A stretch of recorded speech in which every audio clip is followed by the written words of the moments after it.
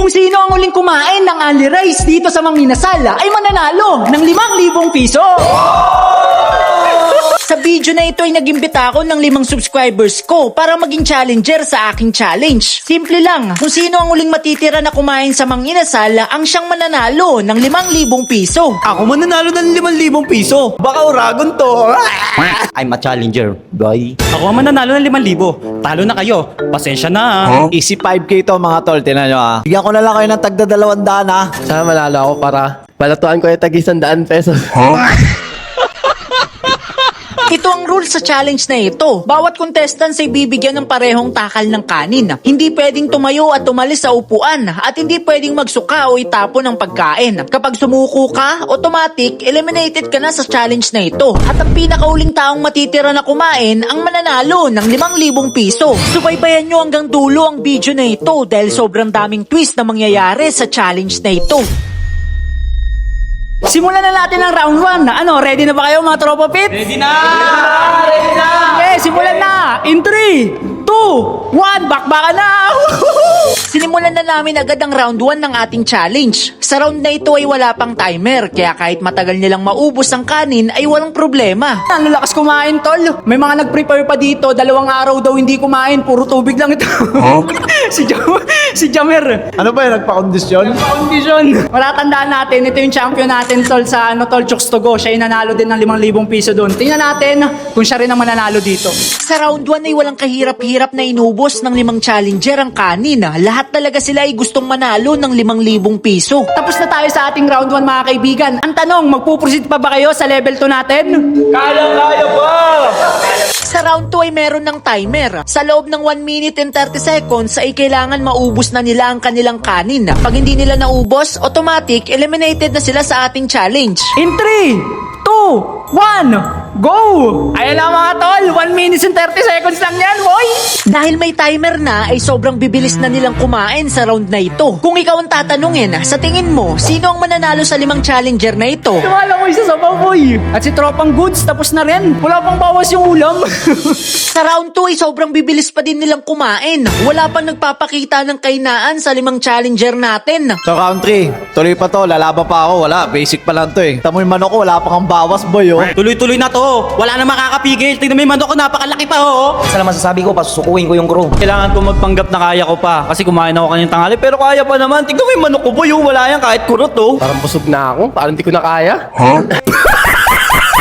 Round 3 na tayo mga kaibigan. Dito sa ating round 3, imbis na 1 minutes and 30 seconds din, ngayon ay 30 seconds na lang ang timer nila. Pag hindi nila naubos ang kanin nila within 30 seconds, matik, eliminated na sila sa game at hindi na sila mananalo ng 5,000 piso. 3, 2, 1, go! Ayun na, 30 seconds lang mga tropa. Bilis, bilis! Dahil nga 30 seconds lang ang timer, ay kailangan nilang bilisan ng pagkain. Dahil konting pagkakamali lang nila, ay pwede na silang matalo sa challenge. 5, 4, 3, 2, 1... Ayun! Sa round 3 ay naitagos pa din nilang 5 ang pag-uubos ng kanin. Sobrang lalakas talagang kumain. Ngayon mga kaibigan, magpupursida tayo sa ating level 4. Wala pa rin na-eliminate sa mga tropa pits natin. Pero dito sa level 4 mga kaibigan, matik may mai-eliminate na tol. Tingnan natin kung sino sa kanilang 5 ang unang mai-eliminate sa ating game at hindi mag-uuwi ng 5,000 piso. Ang twist sa round 4 ay ang spin the wheel. Kada challenger ay kailangan mag-spin. Meron silang 5 choices na mapipili. Pag napili nila ito, ay kailangan nila itong gawin sa round 4. Ang mapipili sa spin the wheel ay isang kanin lang, 2 serve ng kanin, skip ng round ng kanin, kakain ng sili, o isang baso ng tubig. Tignan natin kung ano ang magiging kapalaran ng bawat challengers. Sana sa skip. Sana sa skip yan boy. Sana sa skip yan boy ha. Skip!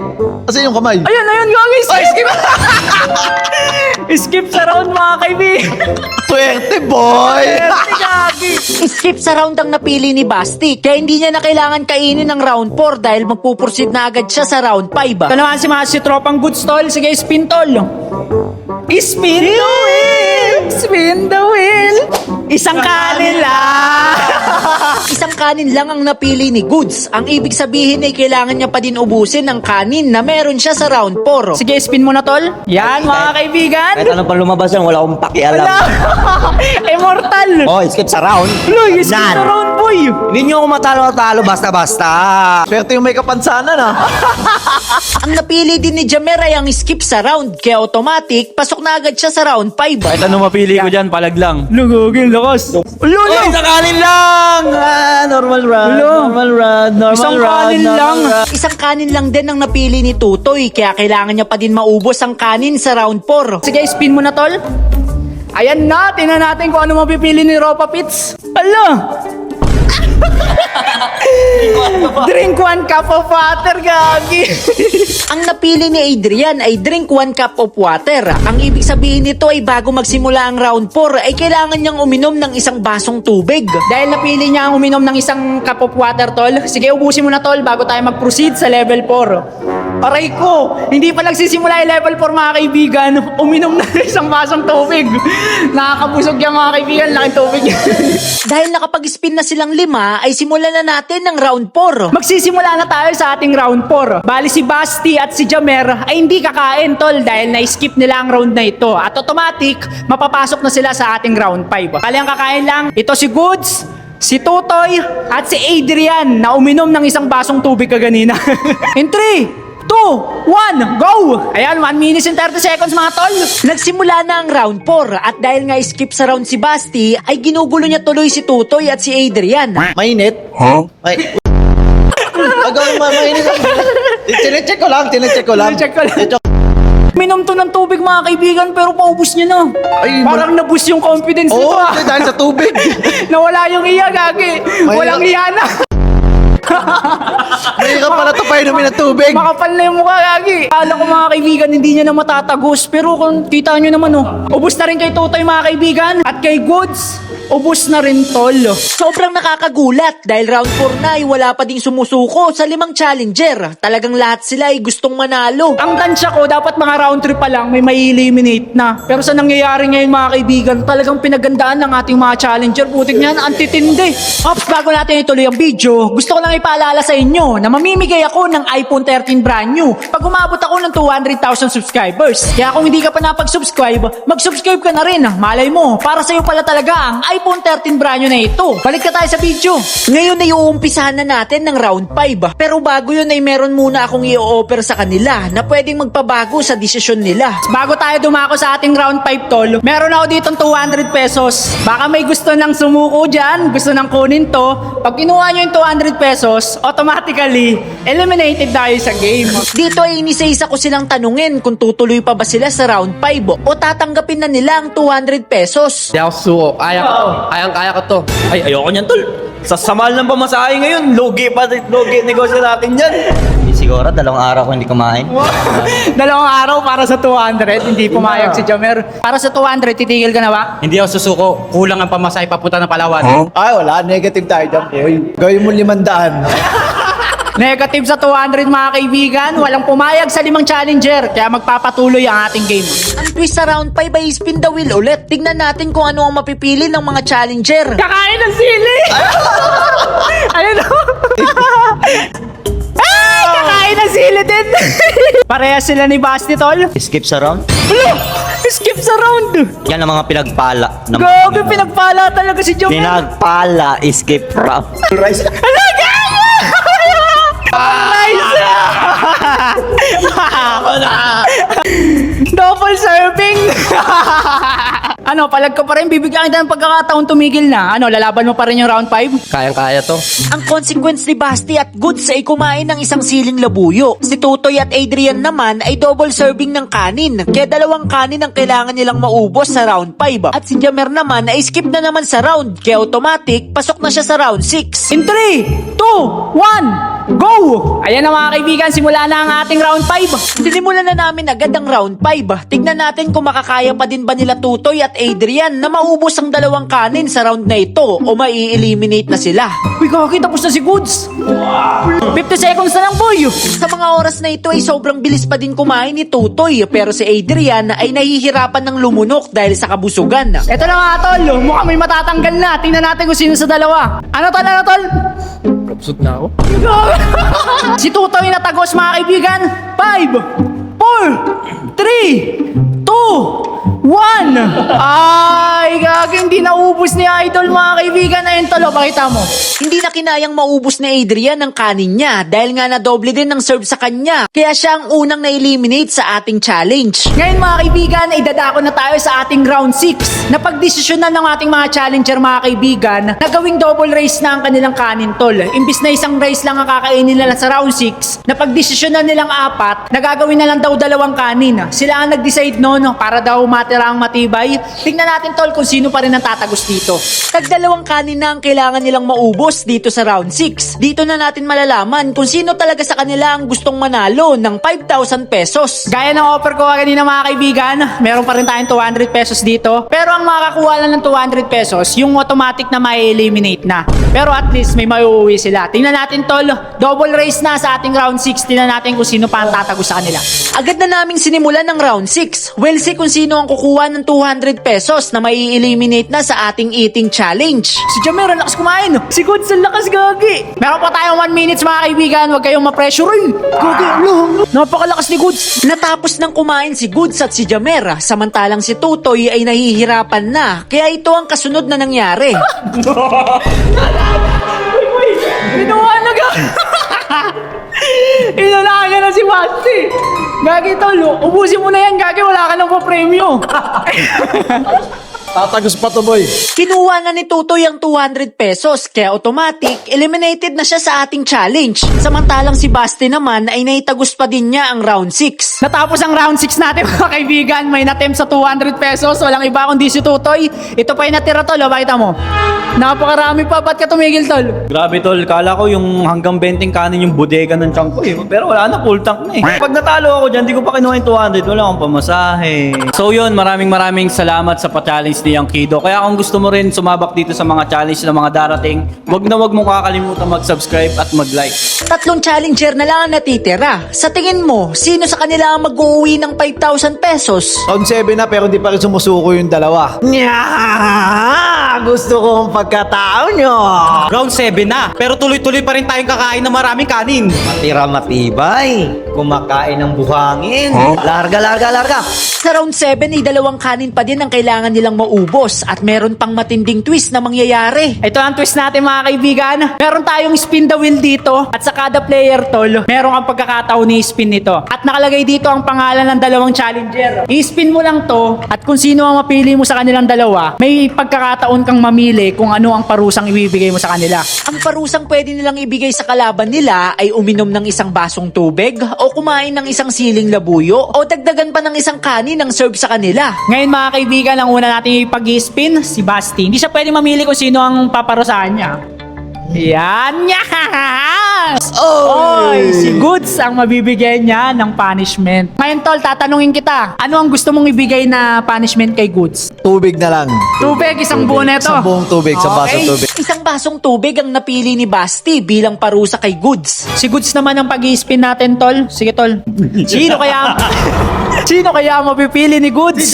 Si Jamer! Isang basong tubig. Uy!